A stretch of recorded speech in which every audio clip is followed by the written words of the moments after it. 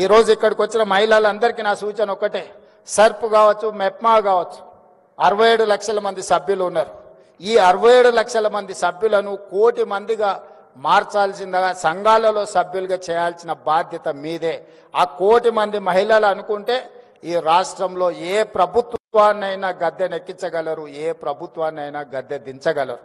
మొన్న తెలంగాణ రాష్ట్ర ముఖ్యమంత్రి నేను బాధ్యత చేపట్టినా అంటే 92 లక్షల ఓట్లు వచ్చినాయి. మరి 1 కోటి మంది మహిళలు 1 కోటి ఓట్లు, మీరు ఎక్కడ ఓటు వేస్తే అక్కడ, వీళ్ళెవ్వరు ఓటు వేసినా వేయకపోయినా మీ 1 కోటి మంది మహిళలు అనుకుంటే ఈ రాష్ట్రంలో ప్రభుత్వాన్ని ఆదేశించగలరు, నిర్దేశించగలరు, ఈ రాష్ట్రంలో ప్రభుత్వాన్ని గెలిపించగలరు. అంత గొప్ప మహిళా శక్తి ఉన్న మహిళల్ని ప్రోత్సహించడం మా ప్రభుత్వం యొక్క లక్ష్యం. మీ సోదరుడిగా, మీ రేవంత్ అన్నగా మీకు అండగా నిలబడతా. ఆర్థికంగా మీరు ఎదగండి. మీకు కావాల్సిన ప్రోత్సాహకాలు ఇచ్చే బాధ్యత నాది. పెద్ద పెద్ద కార్పొరేట్ కంపెనీలకు ఇస్తే వాళ్ళు తీసుకొని దేశాలు ఇడిచి ఇతర దేశాలు పారిపోతున్నారు.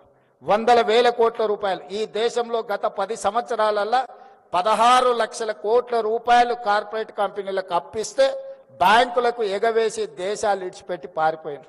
కేంద్ర ప్రభుత్వం 16 లక్షల కోట్ల రూపాయలు వాళ్ళకి ఇచ్చిన పన్నులు రద్దు చేశారు. కానీ మా ఆడబిడ్డలకు పోయిన సంవత్సరం 15,000 కోట్లు సర్పులు ఇచ్చారు. మెప్మాలో నాకు తెలిసి 6,000 కోట్లు ఇచ్చినాం. పోయిన సంవత్సరం 21,000 కోట్లు ఆడబిడ్డలకు అప్పిస్తే 1 రూపాయి కూడా ఏ బ్యాంకుకి ఎగవేయకుంటే ఈ ప్రపంచంలో కడుతున్న వాళ్ళు, చెల్లిస్తున్న వాళ్ళు, మిత్తితో సహా చెల్లిస్తున్న వాళ్ళు ఎవరైనా ఉన్నారు అని అంటే మా ఆడపడుచులు. ఆర్థిక క్రమశిక్షణ ఆడబిడ్డలను చూసి నేర్చుకోవచ్చు. అందుకే ఈ సంవత్సరం కూడా వాళ్ళని ప్రోత్సహించాలని ఇంతకుముందు దివ్య గారు చెప్పినట్టు 15,000 టార్గెట్ పెట్టుకుంటే 20,000 కోట్లకు రీచ్ అయిందంటే ఈరోజు బ్యాంకులకు మీ పట్ల ఒక విశ్వాసం, నమ్మకం ఉంది. మీకు ఇచ్చే ప్రతి రూపాయి వడ్డీతో సహా సరైన సమయంలో మీరు చెల్లిస్తారని. మీరు ఆర్థిక క్రమశిక్షణతో ముందుకు వెళ్తున్నారు కాబట్టి మీరు ఆర్థికంగా అభివృద్ధి చెందడానికి అవకాశం ఉంది. అందుకే ఈనాడు రాష్ట్ర ప్రభుత్వం తరఫున మీ సోదరుడిగా నేను మీకు మాట ఇస్తున్నా, మీరు బలంగా నిలబడండి. ఈరోజు 10,000 మెగావాట్లు సోలార్ పవర్ అవసరం ఉన్నది మనకు. 1000 మెగావాట్లు కాదు, ఈ 1000 మెగావాట్లను మీరు సరైన విధంగా మీరు నిర్వహించండి. అవసరమైతే ఇంకొక 1000 మెగావాట్లను ఈరోజు మీకు కేటాయించడానికి రాష్ట్ర ప్రభుత్వం సిద్ధంగా ఉన్నది. అదేవిధంగా ఆర్టీసీలో 10,000 బస్సులు ఉంటే దాదాపుగా 5,000 బస్సులు ప్రైవేట్ నుంచి మనం ఈరోజు ఎంగేజ్ చేస్తున్నాం. అందులో 1000 బస్సులు మీకు ఇవ్వాలనుకున్నాం. 600 బస్సులకు మీరు ఇప్పుడు ప్రణాళికలు చేసుకున్నారు. 150 బస్సులను పోయిన నెలనే నేను పరేడ్ గ్రౌండ్ దగ్గర ప్రారంభించడం జరిగింది.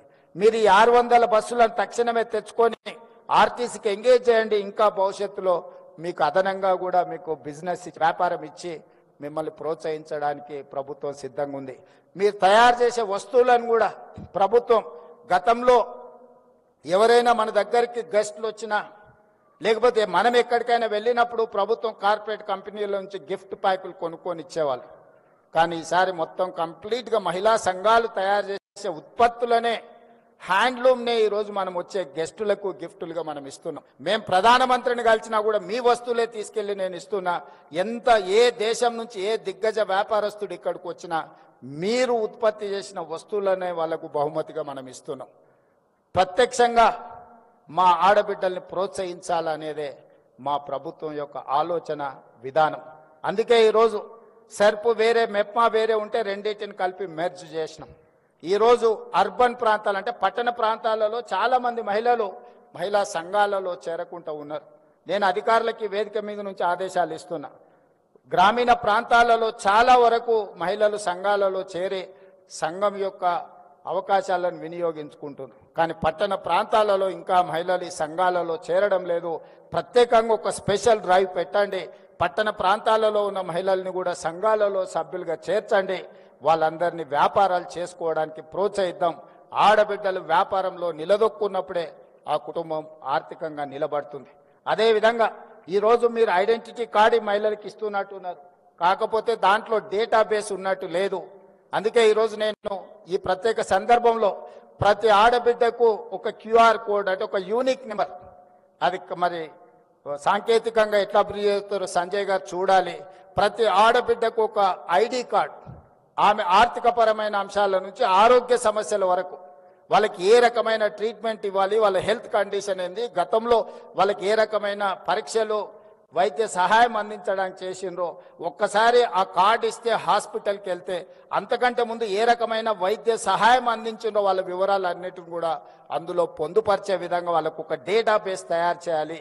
ఈ రాష్ట్రంలో ఉన్న 1 కోటి మంది ఆడబిడ్డల యొక్క సంపాదన వ్యాపారంతో పాటు వాళ్ళ ఆరోగ్య సమస్యలు, వాళ్ళకి సంబంధించిన మొత్తం డేటాను కూడా మనం కలెక్ట్ చేస్తే వాళ్ళకి ఎక్కడికి వెళ్ళినా, ఎందుకంటే ఆడపడుచులకు ఒక డాక్టర్ దగ్గరికి వెళ్ళినప్పుడు ఆయన అన్ని పరీక్షలు చేస్తాడు, ఏదో మందులు రాసిస్తాడు, జ్వరం తగ్గగానే ఈ పేపర్లు ఎక్కడో పోతాయి. మళ్ళీ సంవత్సరానికి ఇంకొక హాస్పిటల్కి పోయినప్పుడు ఆయన అన్ని పరీక్షలకు మళ్ళీ ఛార్జ్ చేస్తాడు. దాంతో ఏమవుతుంది అని అంటే వాళ్ళకి ట్రాక్ రికార్డ్ కూడా ఉండడం లేదు. గతంలో వీళ్ళకి ఏం సమస్య ఉండే, ఎలాంటి వైద్యాన్ని అందించడం, వీళ్ళకి ఎలాంటి ఆరోగ్య పరిస్థితులు ఉన్నాయని ఒక మొత్తం ఎలాంటి వివరాలు లేకుండా పోతుంది.